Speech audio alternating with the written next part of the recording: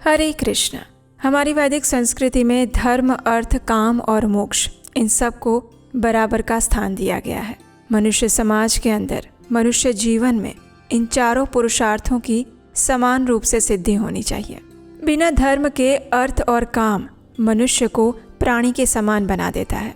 इसलिए मनुष्य जीवन की सफलता यही है कि वो अर्थ उत्पन्न करते हुए, काम की पूर्ति करते हुए अपने धर्म का पालन करे और जीवन के अंत में मोक्ष प्राप्ति का प्रयास करें।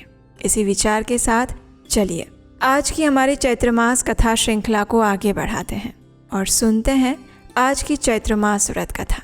आज की कथा आरंभ करते हैं।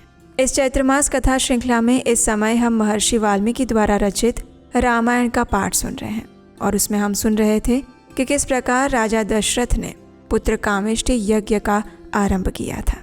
इस पुत्र कामेष्टि यज्ञ के लिए सबसे पहले राजा दशरथ ने अश्वमेध यज्ञ संपन्न किया और उसके बाद अब वे पुत्र कामेष्टि यज्ञ आरंभ करेंगे। पहले अश्वमेध यज्ञ की समाप्ति होने पर राजा दशरथ ने दान दिया। अपने कुल की वृद्धि करने वाले राजा दशरथ ने यज्ञ पूर्ण होने पर होता को दक्षिणा रूप में अयोध्या से पूर्व दिशा का सारा राज्य सौंप दिया, अर्धवायु को पश्चिम दिशा और ब्रह्मा को दक्षिण दिशा का राज्य दे दिया। इसी प्रकार उद्गाता को उत्तर दिशा की सारी भूमि दे दी। पूर्व काल में ब्रह्मा जी ने जिसका अनुष्ठान किया था, उस अश्वमेध नामक महायज्ञ में ऐसी ही दक्षिणा का विधान किया गया है। इस प्रकार विधि पूर्वक यज्ञ समाप्त करके अपने कुल की वृद्धि करने वाले राजा दशरथ ने ऋत्विजों को सारी पृथ्वी दान कर दी। इस प्रकार दान देकर इक्ष्वाकु कुल नंदन श्रीमान महाराज दशरथ के हर्ष की कोई सीमा नहीं रही। लेकिन सभी ऋत्विज उन निष्पाप नरेश से इस प्रकार कहने लगे, हे राजन, अकेले आप ही इस संपूर्ण पृथ्वी की रक्षा करने में समर्थ हैं। हम में इसके पालन की शक्ति नहीं है, इसलिए भूमि से हमारा कोई प्रयोजन नहीं है। हम तो सदा वेदों के स्वाध्याय में ही लगे रहते हैं।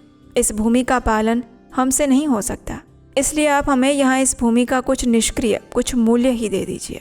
हे राजन, मणि, रत्न, सुवर्ण, गाय अथवा जो भी वस्तु यहाँ उपस्थित हो वही हमें दक्षिणा रूप से दे दीजिए।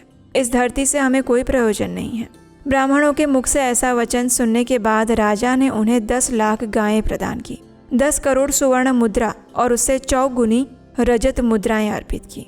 तब उस समस्त ऋत्विजों ने एक साथ होकर वो सारा धन मुनिवर ऋषि श्रृंग और बुद्धिमान ऋषि वशिष्ठ को सौंप दिया और उसके बाद उन दोनों महर्षियों के सहयोग से उस धन का न्यायपूर्वक बंटवारा हुआ और वे सभी श्रेष्ठ ब्राह्मण मन ही मन बड़े प्रसन्न हुए। और फिर उन्होंने राजा से कहा, हे राजन, इस दक्षिणा से हम बहुत संतुष्ट हैं। इसके बाद एकाग्रचित्त होकर राजा दशरथ ने अभ्यागत ब्राह्मणों को 1 करोड़ जाम्बूनद सुवर्ण की मुद्राएं बांटी।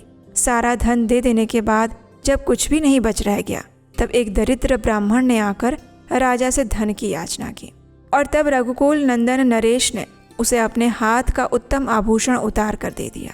तत्पश्चात सभी ब्राह्मण विधिवत संतुष्ट हो गए। उस समय उन पर स्नेह रखने वाले नरेश ने उन सबको प्रणाम किया। प्रणाम करते समय उनकी सारी इंद्रियां हर्ष से व्याकुल हो रही थी। पृथ्वी पर पड़े हुए उन उदार नर वीर को ब्राह्मणों ने अनेक प्रकार के आशीर्वाद दिए। तत्पश्चात उत्तम यज्ञ का पुण्यफल पाकर राजा दशरथ के मन में बड़ी प्रसन्नता हुई। वो यज्ञ उनके सब पापों का नाश करने वाला और उन्हें स्वर्गलोक में पहुंचाने वाला था। साधारण राजाओं के लिए उस यज्ञ को आदि से अंत तक पूर्ण कर पाना अत्यंत कठिन होता है। यज्ञ समाप्त होने पर राजा दशरथ ने ऋषि श्रृंग से कहा, उत्तम व्रत का पालन करने वाले हे मुनीश्वर, अब जो कर्म मेरी कुल परंपरा को बढ़ाने वाला हो उसका संपादन आपको करना चाहिए। तब द्विज श्रेष्ठ ऋषि श्रृंग ने तथास्तु कहकर राजा से कहा, राजन, आपके 4 पुत्र होंगे जो इस कुल के भार को वहन करने में समर्थ होंगे। उनका ये वचन सुनकर मन और इंद्रियों को संयम में रखने वाले राजा दशरथ उन्हें प्रणाम करके बड़े हर्ष को प्राप्त हुए और तब उन्होंने ऋषि श्रृंग को पुनः पुत्र प्राप्ति कराने वाले कर्म का अनुष्ठान करने के लिए प्रेरित किया। महात्मा ऋषि श्रृंग बड़े मेधावी और वेदों के ज्ञाता थे। उन्होंने थोड़ी देर तक ध्यान लगाकर अपने भावी कर्तव्य का निश्चय किया और फिर ध्यान से विरत होकर वे राजा से इस प्रकार कहने लगे, महाराज, मैं आपको पुत्र की प्राप्ति कराने के लिए अथर्ववेद के मंत्रों से पुत्रेष्टि नामक यज्ञ करूंगा। वेदोक्त विधि के अनुसार अनुष्ठान करने पर वो यज्ञ अवश्य ही सफल होता है। ये कहकर उन तेजस्वी ऋषि ने पुत्र प्राप्ति के लिए पुत्रेष्टि नामक यज्ञ प्रारंभ किया। और श्रौत विधि के अनुसार अग्नि में आहुति डाली। उस यज्ञ सभा में क्रमशः एकत्र होकर सभी देवता लोककर्ता ब्रह्मा जी से कहने लगे, हे भगवान, रावण नामक राक्षस आपका कृपा प्रसाद पाकर अपने बल से हम सब लोगों को कष्ट दे रहा है। आपने प्रसन्न होकर उसे वर दे दिया है। तब से हम लोग उस वर का सदा समादर करते हुए उसके सारे अपराधों को सहते चले जा रहे हैं। आपके वरदान से मोहित होकर वो इतना उद्दंड हो गया है कि ऋषियों, यक्षों, गंधर्वों, असुरों, ब्राह्मणों को पीड़ा दे रहा है, उनका अपमान करता फिरता है।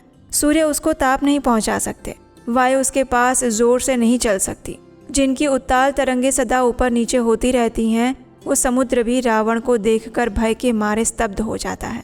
उसने वर मांगते समय आपसे ये बात कही थी कि मैं गंधर्व, यक्ष, देवता और राक्षसों के हाथ से ना मारा जाऊं। देवताओं की बात सुनकर ब्रह्मा जी ने इसका समर्थन किया और ब्रह्मा जी ने इस बात के लिए पुष्टि की कि हाँ, रावण ने ऐसा वरदान मांगा था और मैंने उसे तथास्तु कहकर उसकी प्रार्थना स्वीकार की थी। मनुष्यों को तो वो तुच्छ समझता है, इसलिए उनके प्रति अवहेलना होने के कारण उनसे अवध्य होने का वरदान उसने नहीं मांगा है और इसलिए अब मनुष्य के हाथ से ही उसका वध होगा। जब ब्रह्मा जी और देवतागण इस प्रकार बात कर रहे थे, उसी क्षण महातेजस्वी जगतपति भगवान विष्णु गरुड़ पर सवार होकर वहां प्रकट हुए। उनके शरीर पर पीताम्बर और हाथों में शंख, चक्र और गदा था। उस समय संपूर्ण देवताओं ने उनकी वंदना की और ब्रह्मा जी से मिलकर सावधानी के साथ सभा में विराजमान हो गए। और यहाँ हम आपको बता दें कि धरती पर जब ये सारा यज्ञ राजा दशरथ का हो रहा था, उस समय आकाश में सभी देवता और ब्रह्मा जी तथा भगवान विष्णु अदृश्य रूप में आकाश में प्रकट हुए थे और ये सारा वार्तालाप वहीं पर चल रहा था। सभी देवताओं ने विनीत भाव से भगवान विष्णु की स्तुति करते हुए उनसे कहा, हे सर्वव्यापी परमेश्वर, हम तीनों लोगों के हित की कामना से आपके ऊपर एक महान कार्य का भार दे रहे हैं। अयोध्या के राजा दशरथ धर्मज्ञ, उदार और महर्षियों के समान तेजस्वी हैं। उनकी 3 रानियां हैं जो ह्री, श्री और कीर्ति इन 3 देवियों के समान हैं। आप अपने 4 स्वरूप बनाकर राजा की उन तीनों रानियों के गर्भ से पुत्र रूप में अवतार ग्रहण कीजिए और इस प्रकार मनुष्य रूप में प्रकट होकर संसार के लिए कंटक स्वरूप रावण को समर भूमि में मार गिराइए। वह मूर्ख राक्षस रावण अपने बढ़े हुए पराक्रम से देवता, गंधर्व, सिद्ध और श्रेष्ठ महर्षियों को कष्ट पहुंचा रहा है और इसीलिए मुनियों सहित हम सब सिद्ध, गंधर्व, यक्ष, देवता उसके वध के लिए आपकी शरण में आए हैं। आप ही हमारी परम गति हैं। देवताओं द्वारा इस प्रकार स्तुति करने पर भगवान श्री विष्णु ने कहा, हे देवगण, आपका कल्याण हो। आप सभी भय को त्याग दीजिए। मैं आपका हित करने के लिए रावण को पुत्र, पौत्र, अमात्य, मंत्री और बंधु बांधवों सहित युद्ध में अवश्य मार डालूंगा। देवताओं और ऋषियों को भय देने वाले उस क्रूर और दुर्धर्ष राक्षस का नाश करके मैं 11,000 वर्षों तक इस पृथ्वी का पालन करूंगा और मनुष्य लोक में निवास करूंगा। देवताओं का ऐसा वर देकर मनस्वी भगवान विष्णु ने मनुष्य लोक में पहले अपनी जन्मभूमि के संबंध में विचार किया। उसके बाद उन्होंने अपने आप को 4 स्वरूपों में प्रकट करके राजा दशरथ को पिता बनाने का निश्चय किया और तब देवता, ऋषि, गंधर्व, रुद्र और अप्सराओं ने मिलकर स्तुतियों द्वारा भगवान मधुसूदन का स्तवन किया। और उसके बाद क्या हुआ, उसकी कथा हम सुनेंगे हमारे इसी चैत्र मास कथा श्रृंखला की अगली कड़ी में, कल प्रातःकाल, आपके अपने चैनल उपदेशाष्टकम पर। हरे कृष्ण।